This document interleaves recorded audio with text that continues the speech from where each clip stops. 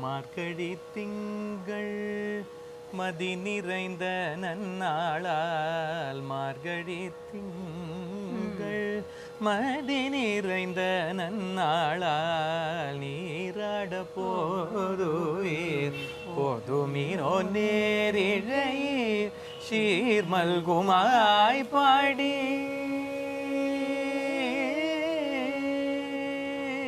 மார்கழி திங்கள். ஓகே, மார்கழி மாதம். இது மார்கழி மாதம்னா உனக்கு ஃபஸ்ட்டு என்ன ஞாபகம் வருது? ஃபஸ்ட்டு என்னன்னாக்கா மடி நிறைய பொங்கல் தான் நினைவு வருது. Standard joke. மார்கழி திங்கள் மடி நிறைய பொங்கல். மதி நிறைந்த நன்னாளாளுக்கு பதிலாக எவ்ரிபடி வில் பி சிங்கிங் மடி நிறைய Pongal. But that is absolutely true.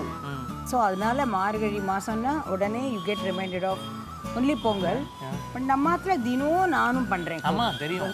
So இந்த பொங்கல்ன்றது வந்து it may sound like a very very easy recipe. But அந்த பொங்கல்ன்றது கன்சிஸ்டன்சி ரொம்ப முக்கியம். அண்ட் இந்த ரெசிபி பண்ணும்போது இன்னும் I'll be talking a lot about Pongal and rice and all of that. So first என்னம்மா பண்ணுறது?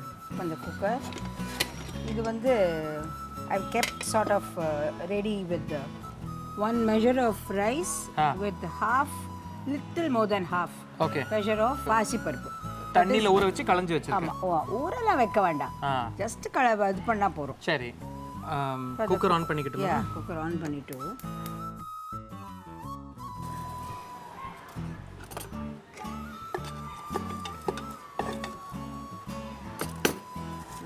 கையை யூஸ் பண்ணு, அதுதான் பெஸ்ட்டு. என்ன கரண்டி இருந்தால் கூட certain things I told you have to use your hand. இன்னும் ஒரு 6 தண்ணி அளந்து வச்சிருக்கேன் அதில். சரி, 6 மெஷர். ஓகே, ஆமாம், அது ஊற்றிடும் அதில். ஸோ 1:4 தண்ணி. நீங்கள் இந்த இஸ்டுலாம் சொல்லக்கூடாது, எனக்கு அதெல்லாம் தெரியாது. அது ஒரு கப்பு. அதை நீ கணக்கு நீ பண்ணிக்கோ. I am weak in maths. சரி, ஓகே, சரி, ரைட். இப்போ இந்த தண்ணியுமா இதை பாதி விடும். அதனால you just add the water and which I measured. Okay, 1.5 கப்புக்கு நல்லா ஒரு 6 டம்ளர் தண்ணி ஊற்றிருக்கேன். 1 கப்பு அரிசி, 1/2 கப்பு பாசிப்பருப்பு, அண்ட் அதுக்கு 6 கப், ரஃப்லி 5 to 6 கப்ஸ் ஆஃப் வாட்டர் வச்சுக்கோங்க. போரும். ஸ்டாப். சீரகம் எடுத்துக்கோ, ஒரு டீஸ்பூன். அதை நல்லா அப்படி கசக்கி அப்படி போட்டுவிடும் அது மேலே. அதே மாதிரி கொஞ்சம் இஞ்சி கட் பண்ணியிருக்கு பாரு, அந்த இஞ்சியும் கொஞ்சம். இஞ்சி 1 டீஸ்பூன் சொல்லலாம். போடு எவ்வளோ? போடு. அப்புறம் உப்பு போடு. பீப்புள் சே உப்பு போட்டால் வேகாது. மித் நல்லாவே வேகும். அப்புறம் இப்போ வந்து ரிஃபைண்ட் ஆயில். சரி, இதையும் கொஞ்சம் ஊற்றிக்கோ அதில். எதனால அது? ஏன்னா அது பொங்கி வழியாமல் இருக்கும் அதுக்கு. அதுவும் அதோட கொஞ்சம் நெய்யும் ஊற்றினா அந்த வாசனையும் இருக்கும் அதில். 1 டீஸ்பூன் ஆயில், 1 டீஸ்பூன் நெய், ஒரு பிஞ்ச் ஆஃப் பெருங்காயம் போட்டுக்கோ, துளி உண்டு. அண்ட் அதை 2-3 கருவேப்பிலை அப்படி பிச்சு போடு அப்படி. அவ்வளோதான். Just close it.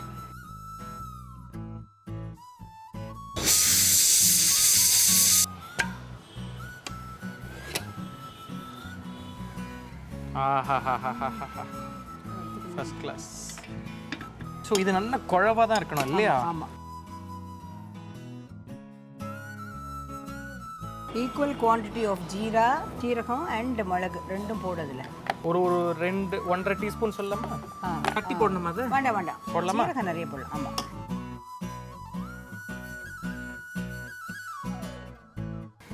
கருவேப்பிலை போடு.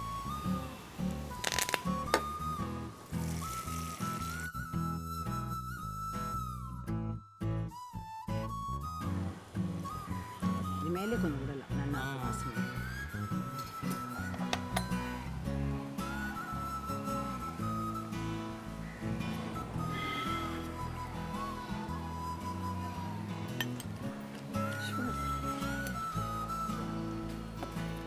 It's one of the most favorite tiffin items of mine. And இதுக்கு ஹிஸ்டாரிக்கல் சிக்னிஃபிகன்ஸ் நிறைய இருக்குது. இதில் யூஸ் பண்ணக்கூடிய இன்க்ரீடியன்ஸாக இருக்கட்டும், கோவில் பிரசாதம் இது ஒன்று. அண்ட் முக்கியமாக வந்து இதில் இருக்கிற நெய். ஏன்னா ஆண்டாள் பாசுரத்துலேயே பார்த்தீங்கன்னா மூட நெய் பெய்து முழங்கை வழிவார, மடி நிறைய பொங்கல், குக்கர் நிறைய பொங்கல், குக்கர் நிறைய நெய்யும். பட் மாதிரி பண்ணத்தான் நல்லா இருக்கும். எல்லாமே இப்போல்லாம் டயட் சொல்லிட்டு people they don't really. Correct. இல்லை, பட் எது எப்படி சாப்பிடணுமோ அப்படி சாப்பிட்டா தான் டேஸ்ட்டு. டைம் ஆச்சுமா, சாப்பிட போகலாம். ஓகே.